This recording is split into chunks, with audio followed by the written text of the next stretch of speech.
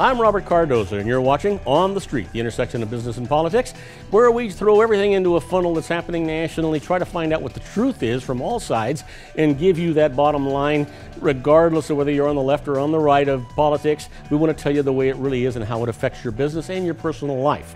I want to remind everybody you can follow me on Facebook, Twitter, LinkedIn, Google+, and you can go right to YouTube if you've missed some of my shows, and just search Robert Cardoza Live. All of our shows are right there for you to look at your own leisure. But right now I'm excited. I have my good friend James Conaway, the co-founder and president of Conaway & Conaway out of Orange County. They have a national company, and we're going to talk about how you can actually improve the bottom line of your business and your personal life and your personal future. And with that, Jim, welcome aboard. I'm so glad you're here again today. I just love it when you're here. You've got a great personality. Well, I rented it just for the show. The personality? Yeah, absolutely. Well, that's great. You know, Jim, one of the things that your company does, and it's primarily, it's a mixture between business and individuals, but you still do individuals that aren't in business anymore and people that are retired. That's correct. You know, but let's talk about, at least at first, because we're going to have two segments here, and let's talk about businesses and the analysis that you do and the bottom line that goes there, and how that then translates or transfers into the owner's personal life and what you do at that juncture, because you have to make an analysis and changes in both sides of that. Absolutely. The business is usually the most important asset in a business owner's life, right, normally. And so it's fundamental to look at the structure, how their entity is set up. Are they an S corporation, a C corporation, LLC, a sole proprietor, a partnership, which I've always said is the hardest ship to sail. Boy, that's the truth. You want to take a look at the liability. More importantly, you want to look at the tax implications. And so you want to have a team. You want to have a strategic planner. You want to have a strategic tax planner. And they're not necessarily a part of the same company, but they're a cohesive team. Correct. That could be independent. Absolutely.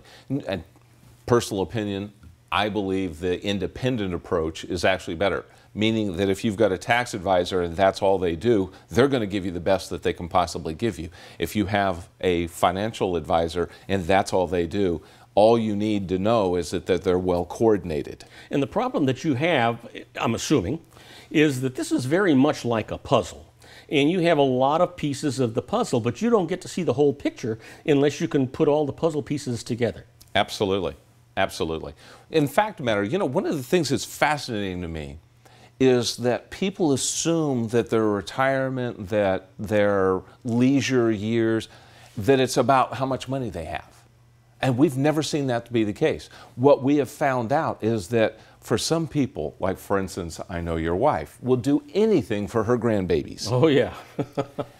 And you want to make sure that everything you're about is focused to your personal goals. So the first thing that we do is we go through what they're doing on a personal level. What's important to them? What drives them?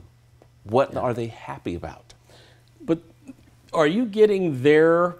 You're getting there when you are actually looking at the total picture at the beginning to know how the business side of it relates to the personal side, yeah, so you can make business decisions with regard to structure and business planning, right? Absolutely. And so when you're doing the business planning part of that, I want to concentrate on this for just a little bit. Sure. You're looking at the business entities that they're currently in, asking yourself why, if it's not appropriate, and where they could better be treated with regard to a different entity choice and perhaps the conversion to that choice. Absolutely. Then, and you're putting together a plan within that, because I'm guessing at that point you've already seen, let's just say you've already seen the financials, which is the P&L and the balance sheet. Typically, yes. And so you can see where they're spending in ways that they're throwing the money away. They don't really have to do that, right? Correct. And now you can make some really good strategic planning with regard to what benefits they can pay themselves under this entity that they couldn't do under that. Absolutely. Absolutely. So, different entities have different capacities for pension planning and things of that nature. So, I shouldn't say obviously. My personal opinion is... It may be obvious to you, Bob. Yeah, that's true. You know, my personal opinion is that a lot of businesses are okay to start off as a sole proprietorship, but at some point you have to recognize that you've gone way beyond that. Yeah. And just like you feel with regard to partnerships, I think a partnership is something that is destined to fail down the road.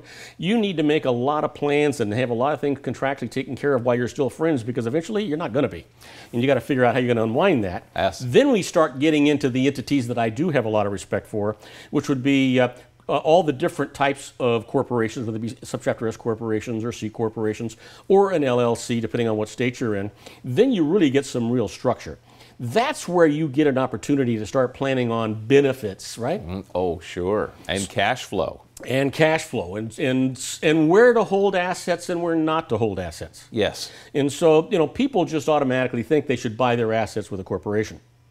Well, or they shouldn't, which is also a mistake. Yeah. I mean, think about it. Bob, you have some very strong opinions about how to own real estate, income real estate. Yeah.